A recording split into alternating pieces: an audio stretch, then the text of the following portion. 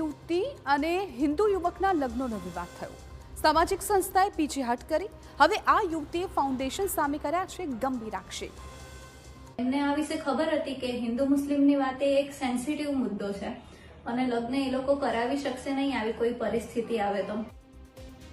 સુરતના જે હિન્દુ યુવક અને મુસ્લિમ યુવતીના લગ્ન કરાવવાનો સંસ્થાએ ઇનકાર કર્યો છે તે યુવક યુવતીએ યશવી ફાઉન્ડેશન પર ગંભીર આક્ષેપ લગાવ્યા। યુવતીએ આક્ષેપ કર્યો કે યશવી ફાઉન્ડેશને ટીઆરપી મેળવવા માટે જ આ કૃત્ય કર્યું। તેમને જાણ હતી કે હિન્દુ મુસ્લિમ લગ્ન વિવાદ વિના શક્ય નથી। 101 યુગલોમાંથી માત્ર તેમનો જ વિડીયો બનાવાયો હતો। યુવતીએ સવાલ કર્યો કે જો તેઓ લગ્ન કરાવી શકતા ન હતા તો જાહેરાત કેમ કરી। હવે વિવાદ સર્જાયા બાદ તેમનું ઘરમાંથી બહાર નીકળવું મુશ્કેલ બની ગયું છે। આજે યશવી ફાઉન્ડેશન દ્વારા કરવામાં આવેલા આ ગંભીર અને ધર્મોની લાગણી દુભાવવા માટે કરવામાં આવેલા તેમના એક ટીઆરપી સ્ટન્ટને કારણે લોકો અમારા માટે ઘણી ખરાબ ટિપ્પણી કરી રહ્યા છે।